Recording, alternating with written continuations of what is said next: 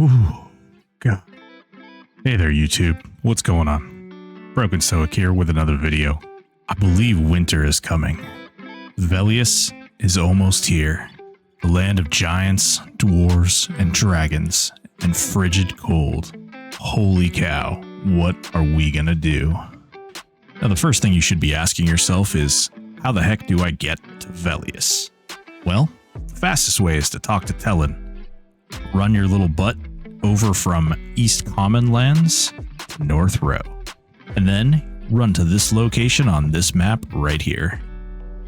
Once you get there, there's going to be a little teleporting gnome. You're going to let them know that you want to go to Iceclad. Then you can take a look at this map here, figure out where you want to go, and this will give you a general idea of what's what. But Stoic, what the heck? Not so fast. You've given me a map, but you haven't told me where the heck I need to go yet. Well, let me tell you, the first thing we're going to cover is where the heck to go experience. Let me tell you, there's a lot of different places in Velious. Velious overall kind of starts at level 30 and then goes up from there. But there are a lot of different zones to choose from. There are many open zones, but for this purpose, we're going to focus on some of the dungeons and some of the more fun and also efficient locations to go. So first and foremost is one of my personal favorites, the Tower of Frozen Shadow. Now there's no special Zem in this particular zone, and it ranges from level 30 to 55. But if you're looking for an adventure, this is where you want to go. There are keys and traps and tons of little niche and fun explorations in this particular zone. Every single floor has a different motif about it and a whole different aesthetic. It's really cool as you go through and you kill things and you maneuver your way around the different traps and try to spawn boss monsters in order to get their key and adventure to the next floor. Once you've made it there and you go all the way to the very tippy top, there's actually a big boss, Serena. And let me tell you, she's no joke.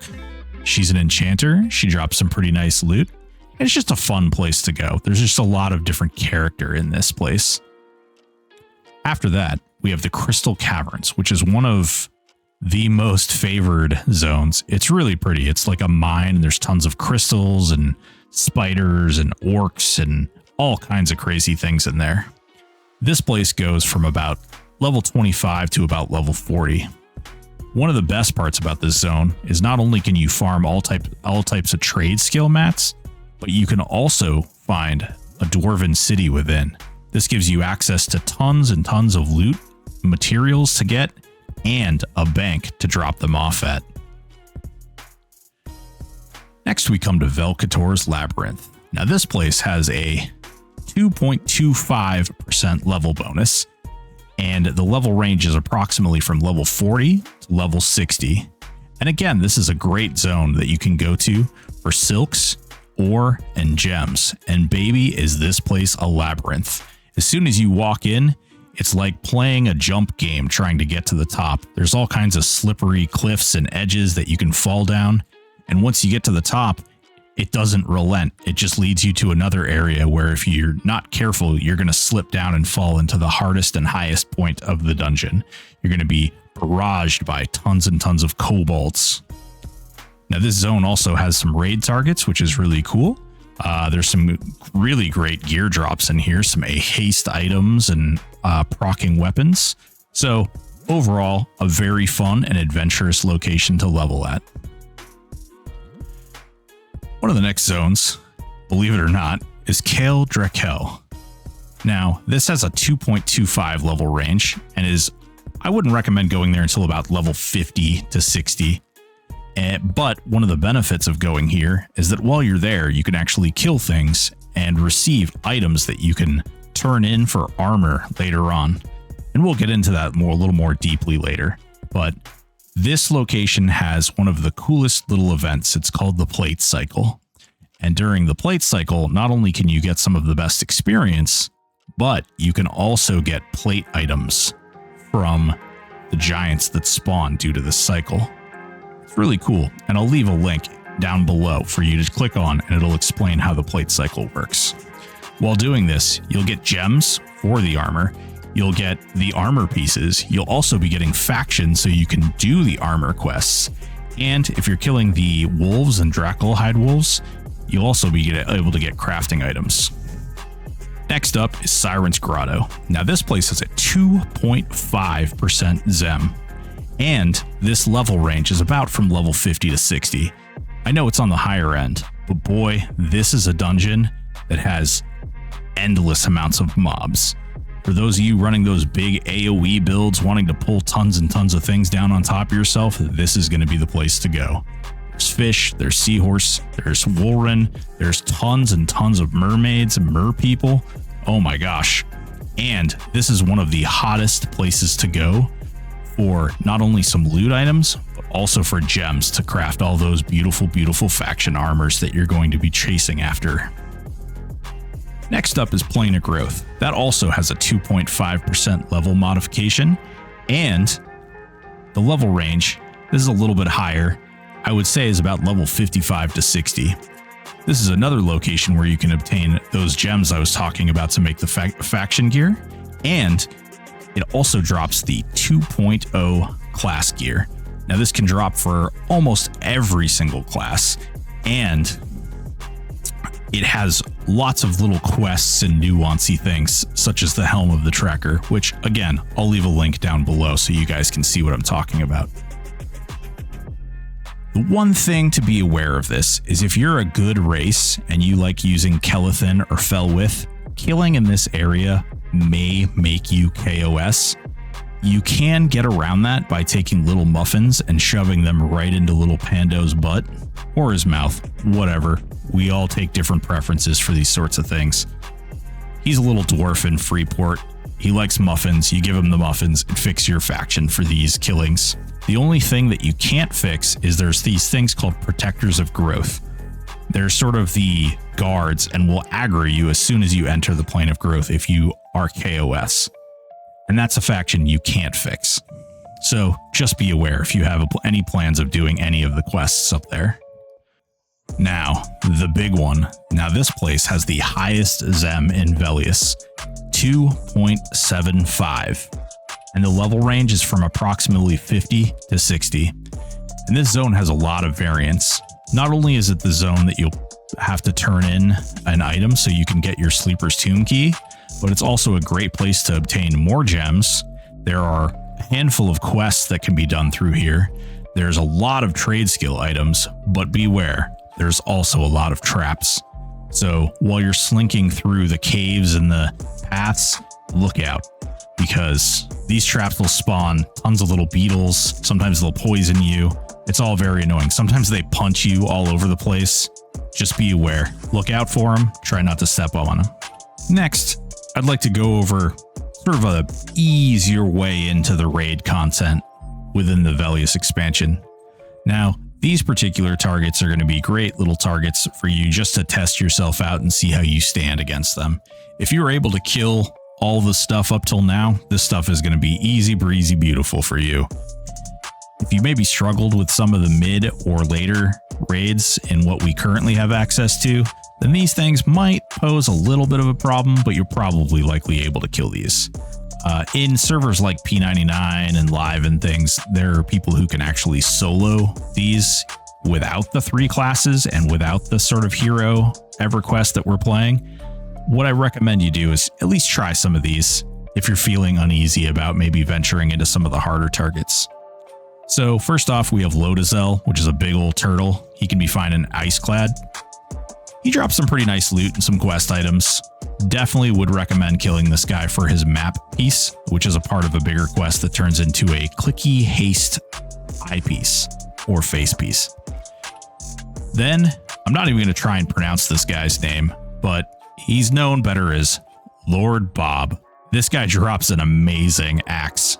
It's a 2-hander that frickin' procs like a brutal machine, and it does a lot of damage. This guy can be found in the Velkater's Labyrinth. He's kind of deep in there, and definitely recommend being careful in there because he does have a couple of ads that spawn around him, but can be split up if played correctly. We have something I like to call the Spire Dragons. These guys are found in Western Wastes, and they surround the outer area of the Temple of Vishan, which is a raid zone in the Velious expansion. The Spire Dragons are all standing basically inside of this giant crevice, and each spire has a little dragon standing outside of it. Most of these guys are relatively easy, and they have relatively easy mechanics. Some of them will heal themselves, some of them will slow you, but for the most part, by and large, they're pretty easy to fight off. And last but not least in this section, Kelarek Dar. Now he's a big old dragon, and he's part of the progression quest to go to Lachlan. He can be found in Cobalt Scar, deep out in the middle of the frigid waters near a giant ship out there. Now this guy, he's got some decent loot. He's okay to kill, but by and large, relatively simple, no big mechanics, nothing really difficult to do. It's just tank and spank for the most part. Now, we're going to get into the slightly higher difficulty. This I call the mediocre difficulty raid targets. And these guys may require additional mechanics, resists, things that maybe make them a little harder to do. Zlandakar. Now Zlandakar can drop an item piece for the old Sleeper's Tomb Key. So definitely a hot target. Definitely a guy you're going to want to get out there and kill. And by far one of the easier dragons as far as the Velious expansion goes. This guy is undead, casts a big old disease AoE, and he fears. So just be aware of those things. And as long as you play around that, he's super easy. He can be found in the Dragon Necropolis, and that's kind of his lair. He's the big king in that area. Next, we go into the Western Waste roaming dragons. So if you go to the Western Waste, which is the area that connects between the Siren's Grotto and the Temple of Vishan or the Dragon Necropolis, this area has a ton of dragons just roaming around the zone. And these Western Waste roaming dragons typically have weird, bizarre mechanics. Some of them have knockups, some of them have complete heals, some of them have huge nukes, but by and large, they have more health, they do bigger hits, and have kind of wonky mechanics that you might need some additional resists just to fight them. So, not a huge deal, but next, we got the Sky Shrine minis. So, in the wonderful land of Velious, there are a couple of different zones where you're going to need to get faction. One of those, if you want to get giant faction, is Sky Shrine. And in Sky Shrine, there are a bunch of little minis that are spread all throughout the zone, and I'll go ahead and post a link down bottom to identify who those guys are. Next off is Temple of Vishan minis. Now, there's a lot of different named mobs in Temple of Vishan, but again, I'll post another link down low so you can identify which ones are qualified as minis. But by and large, these guys are identified by their size, most of all, but they're considered mini bosses in Temple of Vishan. They may drop quest items, they may drop various different types of loot. They're relatively easy to kill. They have relatively minor mechanics. They hit pretty hard, so just be aware. Is the Vindicator. Derakar the Vindicator. Now this guy can be found in Kale, and he's no slouch. He doesn't cast any spells, he doesn't really have any particular amazing mechanics, but he can't be slowed, and by God, this man hits like a brick house. He hits hard and he hits fast. He's not super difficult, but just be aware that this guy will just melee you, ground pound you into oblivion if you give him the opportunity. So just be aware, have some good AC, have a way to mitigate the damage that he's putting out, and you'll be able to kill him just fine. Part of the Avatar of War event requires you to kill this guy called the Statue of Ralos Zek. You essentially, quote-unquote, deface him. And he's mostly easy. He's a tank and spank. And in fact, actually, he can be slowed and he can be mallowed, but he has actually a very, very high AC. While you're meleeing him, he's not going to take a whole lot of damage from your melee attacks. But this guy, pretty easy kill, pretty simple. In fact, I would argue that it's actually harder to get to him in Kale than it is to fight him.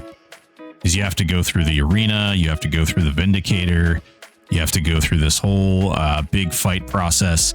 And once you finally get there, you're going to kill him and he's going to die pretty easy. He is surrounded by some armors of Zek. And again, they're pretty simple, pretty easy to kill. Once you kill him, he's going to spawn a couple other, another mob, which I'll get into later. Also in this ranking, I put the Plane of Growth mini bosses. And I would argue that all of them, with the exception of Ale the Elder, probably fit into this little criteria here. Ale the Elder has an AoE silence and is nothing to mess around with. You definitely want to be real careful with Ale the Elder. As far as all the other minis go, though, they have various different mechanics. Some of them have slows, some of them have dots, some of them summon ads, but by and large, they're all pretty easy. If you can kill Koro, or if you can kill any of the dragons in Vishen's Peak now, all those Plane of Growth minis are probably going to be pretty easy for you. Wuxi. Now, Wuxi is going to be a part of the progression to get to the next point in the game, Old Lucklin. So Wuxi can be found in the Awakening Lands, which is the zone that joins between Kale, Sky Shrine, and Plane of Growth. So this zone is pretty wide open and has a nice little port in for druids and wizards. And right outside of that port in is where Wuxi lives. And if you're KOS to Sky Shrine Dragons, Wuxi's gonna come give you some love. Wuxi's favorite trick is to fear you into oblivion, but as long as you're resisting that fear, Wuxi's pretty simple. Just be ready to have resists, fearless, or have your AAs up high enough so that you can't be feared at all. Next up is the above average difficulty raid targets. Now these guys all have some type of special mechanic that makes them a little more complicated than the previous. Maybe it's a real simple little knock around, maybe it's a nuke, maybe it's something that you just need to be aware of when you go in. But there's some type of special mechanic that makes these guys a little harder than the last. Velkator the Sorcerer. Now this is the big old boss of Velk's Labyrinth. Now this guy's mostly easy. You would argue in most points that he's a tank and spank, but he's in a room full of destroyers and destroyers truck. In addition to being in the room with a ton of destroyers, he also nukes, and he nukes for a real lot. In various iterations, he is even able to twin cast, and if you guys are playing wizards, you already know twin casts can be pretty lethal. Well, imagine taking twin cast to your face and falling to the ground shortly thereafter. This is a guy you're definitely going to want to get your resists up for. If you don't have those resists, he's going to cast on you, and if it lands, whew, good luck. In addition to that, he melees quite a bit, but his melee is really nothing to talk about. It's the casts that are so dangerous. He drops some good items, and even has the Velkator Spellbook, which is going to be a new sympathetic item. Definitely worth killing. Next up is Dane Frostreaver. Now Dane is a pretty easy mob all by himself. In fact, on TLPs and a lot of other servers, people can usually kill him with 6 or even less people. The real problem is on the other servers, he does this wonderful little move called Banish, and he drops you down a well. Now, I can't confirm if he uses the Banish on this server, but I wouldn't be surprised if they took it out, because as a solo duo server, Dane banishing you and dropping aggro on you over and over down a pool doesn't really make a whole lot of sense for killing him. But what does make a lot of sense is that he's standing in a room with about 6 other dwarves, and one of those dwarves will cast complete heal on him to no end. So make sure when you're fighting this guy, you clear out the room first. Definitely clear out the room first. He drops a head, and you can give that to one of the other 3 kings of Velious for a belt of dwarf slaying. It's a pretty good belt. Definitely recommend checking it out. I'll leave a link for those quests underneath the channel here in the details. Next up is Clandakar. Now, Clandakar can be found in the Western Waste. This guy, he's relatively a punk, but he casts a lot of spells, he can do a lot of damage, and he's guarding the way into the Dragon Necropolis. So, definitely an easy target, but hits pretty hard, casts pretty hard, something to be aware of while fighting him. He's also going to stun you a bit, so just be aware. Get your resists up, and once again, this will be a relatively easy fight. Should be noted, this guy's also going to be required to get to Luclin, so make sure you kill him and get him done. Next up is Sontalak. Anybody who's gone to TOV probably just wants to kill this guy off principle. He guards the entrance to TOV, and man, he's probably wiped out more people trying to get into the raid zone than any other NPC. Sontalak is a big old red meanie, and he guards the way. He can see invis, and on servers like P99 you had to harmony him, or else your whole raid was getting wiped before your raid even started.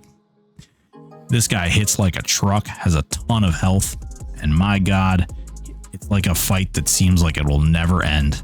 Also going to be a requirement for the Luclin expansion unlock. So even if you just kill him once, just make sure you get it done before Luclin drops. Temple of Ishan, mini big boys and mini big girls. Now, remember earlier how I said there's the TOV minis? Well, the TOV minis are really judged by their size. They're typically small little drakes flying around. These guys are much bigger, and not Nagafin, not Clandy bigger, not Wooshi bigger, but in between. These ones are the guys like Dozakar and Friends.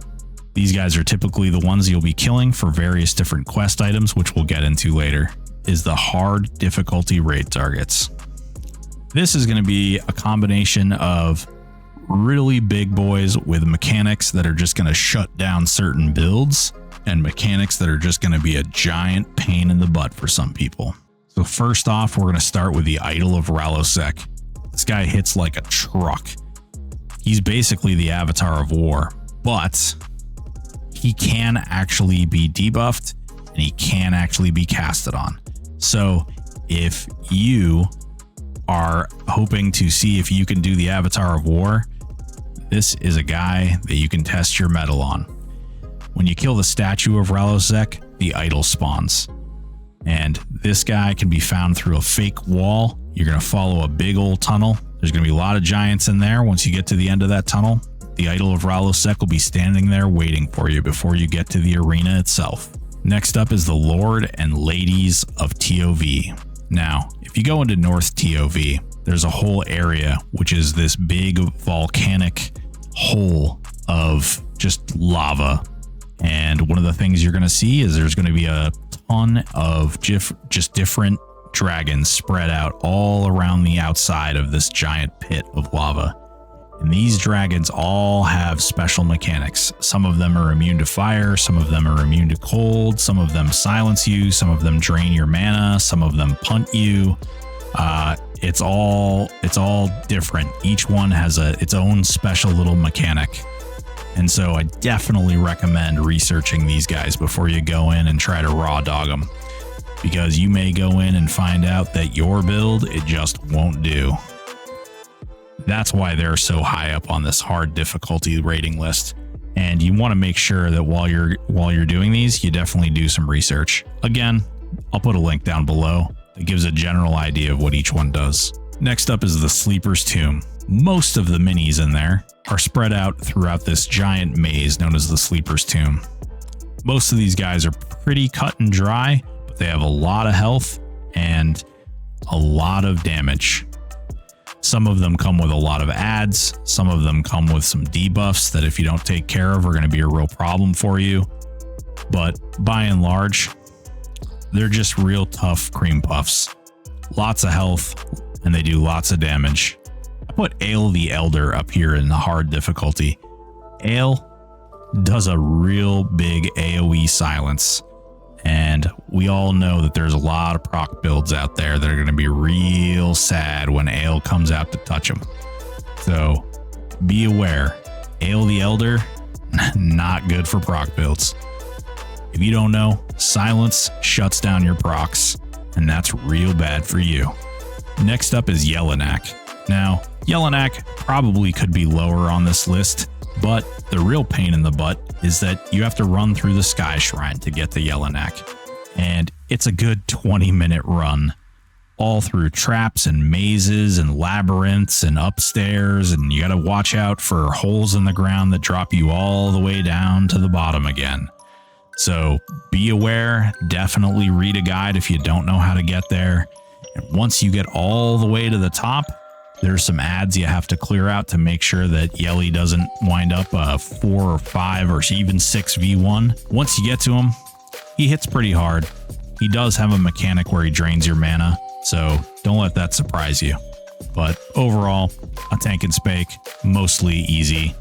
On many servers, he can be killed by anywhere between 6 and 12 players.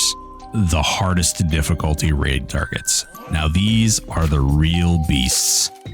These guys all have mechanics that may just shut you down. They hit real hard, and they are unforgiving as all get out. Tunair. Tunair is the queen of the plane of growth. Tunair does not mess around. First of all, you're going to find Tunair as a tiny little version of herself in a big old tree. And when you go to engage her, she's going to teleport herself and all remaining monsters in the plane of growth to herself. So be aware, you want to clear that zone completely out. And you heard me right, she's going to teleport them. Not like Plane of Fear where Kha'Zix does a call and they all come to her. No, she teleports them. So she's going to be standing there with a big old pile of murder ready to bust you in your mouth. In addition to that, she roots you, she dots you, she knocks you away, she snares you. It can be a terrible fight if your resists are poor, if you're not prepared for all the mechanics she brings to the table, and she's going to truck you. She hits real hard. Next up is the Avatar of War. Guess what? This guy doesn't cast any spells, but he can hit you for up to 6 times in a round for 1200 damage a hit. No schleppy boy. And he's immune to a lot of different spells. So if you aren't running your heroic charisma, if you aren't running a lot of AC, this boy is going to take you to Pound Town. He has some of the best loot in the game, but by God, he's going to make you pay for it. So be aware. Bring a frickin' army. Next up is King Tormax. Now this is the guy in Kale that does not mess around. And it does not come alone. He's got 2 guards that hit about half as hard as he does and about equally as fast. In addition to that, the room also has a bunch of minis, but you can pull those guys out real easily, knock them down before you engage Tormax. He also drops a head in which you can turn in for some of the better quests and get some really great loot. Definitely recommend making sure this guy's on your daily rotation. Vulak Air. This guy is the king of the Temple of Vishen. This guy is the leader of the dragons. And he does not mess around. He's got an AoE slow. He's got AoE damage. He's got knockbacks. And he hits so bloody hard. It is unbelievable. It's a long fight. He's got a ton of health. And probably one of the harder targets in all of Velious. Be aware, be ready, do some reading before you fight this guy. Have a Shield of the Immaculate or something with you so you can cure that disease slow. And just be ready for a long fight. This guy drops some of the best gear in the game, and he's definitely going to be a guy you want to be killing as much as possible. The Warders in Sleeper's Tomb. These warders were implemented back before the Sleeper was awakened. And everything you've heard me say about every other monster on these lists doesn't do these guys justice. Their mechanics alone are completely devastating. Some of them slow you. Some of them just completely remove your mana. Some of them silence you. It's just not a fun time to play against these warders. There are 4 of them. They're in the deepest, darkest dungeon portion of the Sleeper's Tomb, and they're definitely the hardest targets that Velious has to offer. If you can get down to them, it's relatively easy, but once you're there, these guys are not afraid to let you know who's boss. They have great loot, some of the best loot in the game, but you got to knock them down in order to get it. Well, Stoic, you just told me how many things are going to pound me into next week. How the heck am I going to put up with all this stuff? Well, you're in luck. Velious brings one of the easiest systems to gear yourself up and prepare you for some of these butt-kicking moments that you're going to deal with. Perhaps you've heard of people talking about faction armor. Now, this stuff is really good. It's not necessarily the best thing that Velious has to offer. In fact, you can probably find a better item on just about every higher tier raid mob. However, this stuff is not only easy to get, but it also gives you every visible slot piece just for going out and farming a couple of different things and getting a little bit of faction. Some of it's a lot of faction, let's be honest. But first and foremost, the first tier is the Thurgoden armor. This stuff is the worst out of the faction armor, but it's great for clicking because all of the pieces have various different clicking effects and only requires kindly faction of the Coldane dwarves. It's pretty easy to get. Next up is the Plane of Growth armor, or the 2.0 armor.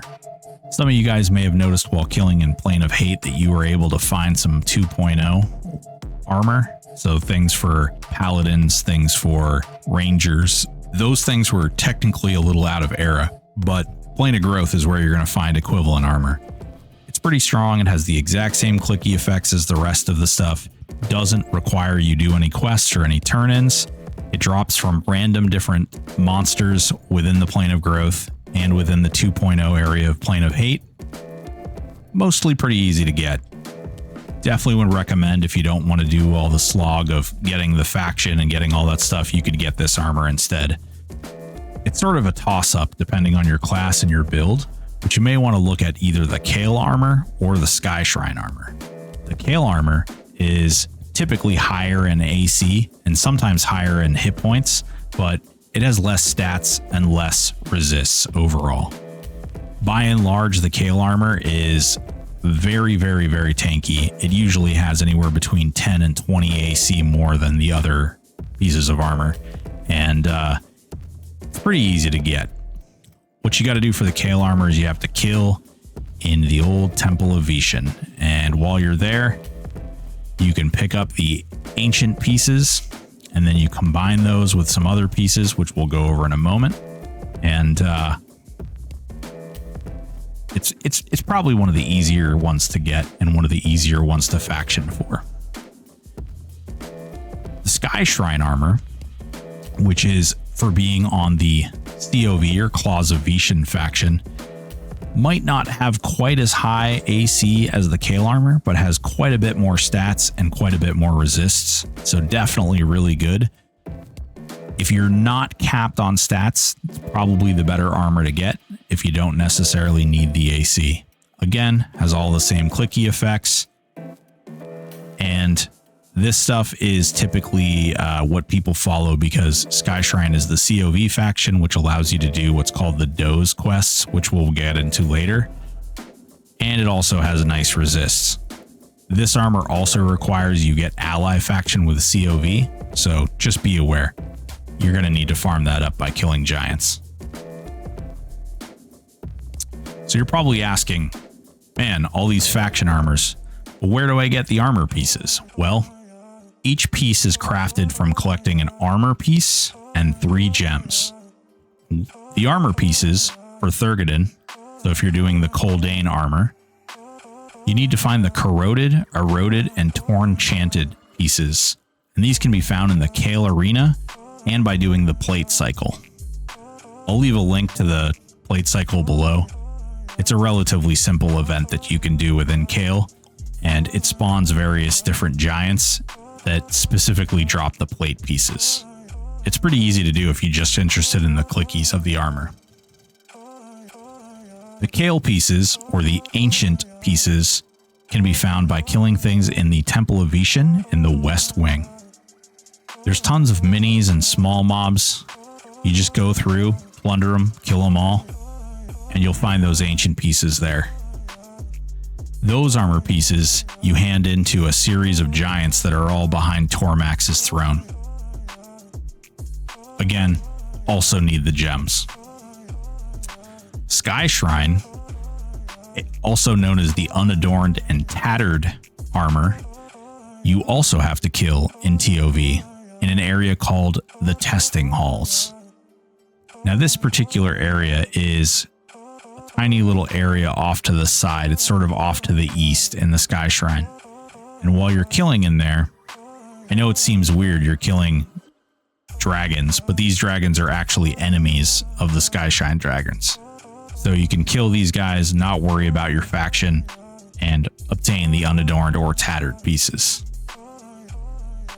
So I was talking about these gems, and what you need to do is you need to kill NPCs all throughout Cobalt Scar, the Dragon Necropolis, Styron's Grotto, Velcator's Labyrinth, and Awakening Lands. Specifically in Awakening Lands, you need to kill the Geonids.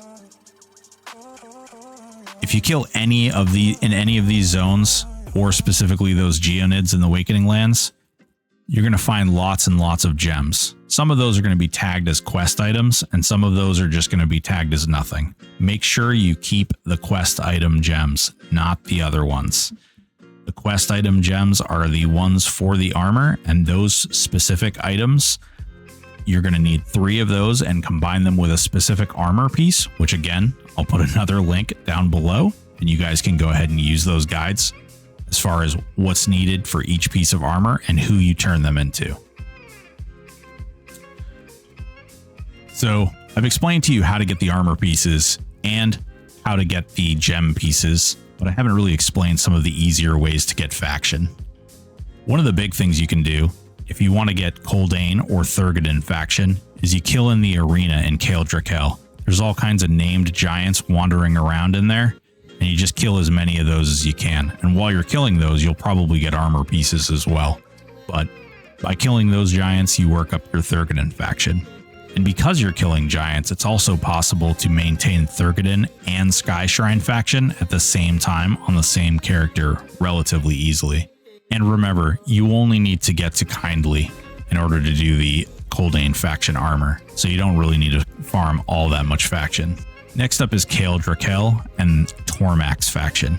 So in order to get those, you need to kill either dragons in Sky Shrine, you need to kill Dane, the king of the dwarves, or Jelinek, the king of the dragons, or there's an area called Icewall, which is where Dane is found, and you can kill in there, which is going to give you lots and lots of Tormax faction. In addition to this, there's one really sneaky area you can go to that has what are known as the Nest Dragons. This is out in Western Wastes, and they're called Nest Dragons because, well, you can see in the picture, it's a dragon sitting in a little nest with a bunch of eggs. These are spread without the western part of Western Wastes, and you can find them relatively close to each other. Killing each one gains a massive amount of faction. And if you do this a couple of times as well as the Spire Dragons, you're going to get your Kale faction up pretty quick. Now, Sky Shrine also has a couple of different tricks. Remember earlier we were talking about killing the statue of Ralosek and the idol of Ralosek and the Avatar of War?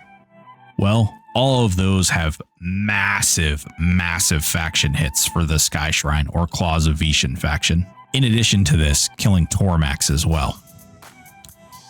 Another way to raise the COV faction is to kill all of the armor quest mobs that are right behind Tormax's throne. They're relatively hard to miss, and if you kill sort of all of the monsters that are spread out, or all of the giants rather, that are spread out around where Tormax spawns, all of those are going to get you COV faction, and they should be relatively easy to kill. Well, Stoic, you told me about all this armor that I can get, but it only fills in my visible slots. Where am I going to get pieces for my other slots? Well, there's a couple of different ways you can do that don't include killing some of the bigger things. First and foremost are the King quests. This is for killing King Tormax, killing Dane, or killing Jelinek. Each one of them have a chance of dropping their head, and it can be turned into any of the other kings with a sufficient faction amount for various different items. I'll pop some of them up on the screen so you can take a peek. Definitely something to be aware of. In addition to this, there's a monster called Dozakar in the Temple of Ishan. Dozakar can drop various different tiers. Like literally, they're gems that are tiers. I don't know. I didn't make it up. But he drops the tiers, and you'll get various other quest items while venturing through TOV. While doing so, you can combine these items and hand them in to various different NPCs within the TOV dungeon as well. There's one called Telkaronar, another one called Gosrim, and another one called Lendinaria, the Keeper. These NPCs you hand the various different items into, and they'll give you some of the best items that this expansion has to offer. Massive stats, haste, tons of special effects. Again, I'll put them up on the screen. Check them out. Definitely worth doing these, but a little more complicated than some of the more simple just kill it and loot it and then equip it. One of the other benefits of these is that if the server has the luck buff going, it's going to be really easy to get a max level item. Any one of these.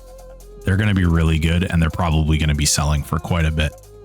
So now you've got your loot, you've got your AAs, you've got your experience, and you know how to move around Velious. Well, guess what? Velious brought in some new spells as well. Some of these babies are real strong.